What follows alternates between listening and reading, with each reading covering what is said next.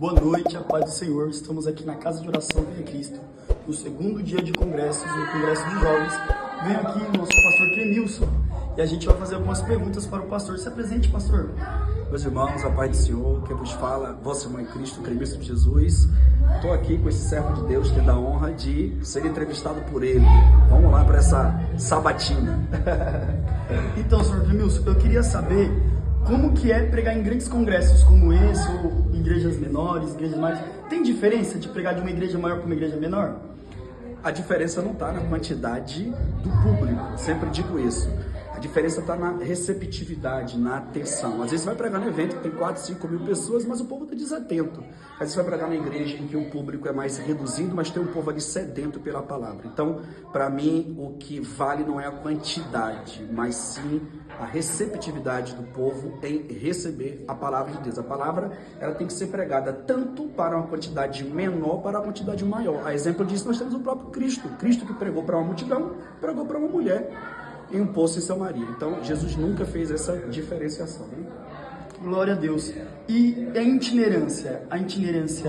Ela, como que é ser um pastor itinerante como o senhor? É pregar em tantos lugares. Aqui a nossa igreja nós fica curioso, né? Que a gente acompanha um pouco do senhor. E aí a gente queria saber como que é ser itinerante e ainda conseguir cultuar. Como que é? Olha, é um desafio na vida de quem vive integralmente da obra, sobretudo na itinerância.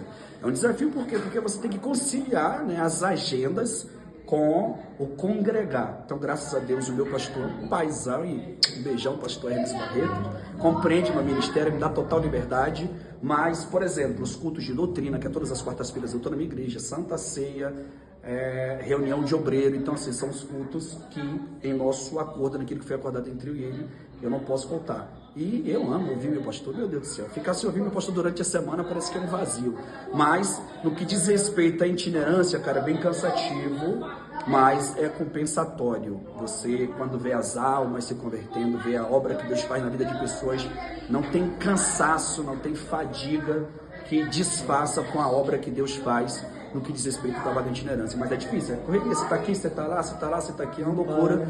Mas é bom, é tudo aquilo que eu sonhei um dia e também a promessa de Deus, né? E quando chega o tempo de Deus, meu amigo, já era.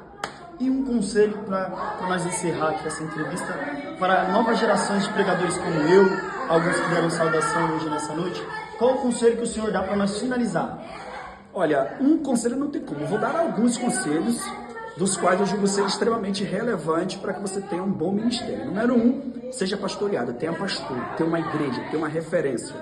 Número 2, espere o tempo de Deus. A nossa geração é uma geração imediatista. Eles querem pular as etapas. Se converteu hoje, amanhã já quer. Não, devagarzinho, ó, passa de cada vez. Deixa que Deus, ao seu tempo, ele vai construindo as coisas. Então, congregue, espere o tempo de Deus, faça teologia.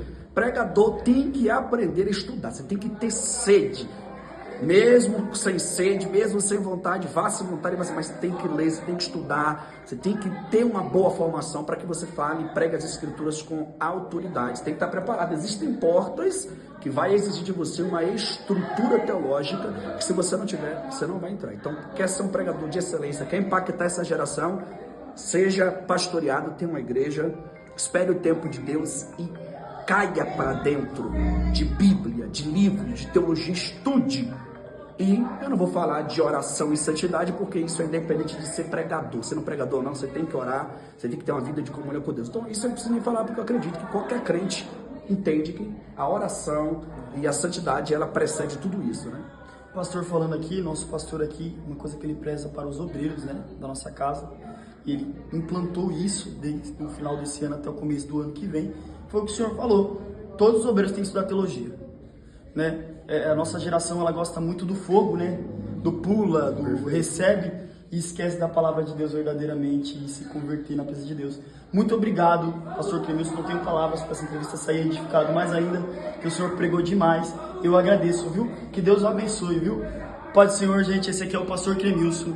Que Deus abençoe a todos aí, viu? Ó, eu que agradeço, foi uma honra estar com vocês. O congresso foi, olha, você tem que estar. Amanhã ainda tem, não tem? Tem amanhã e domingo de manhã nosso final com um banquete ainda. Ver esse vídeo em tempo, amanhã, qual é o endereço?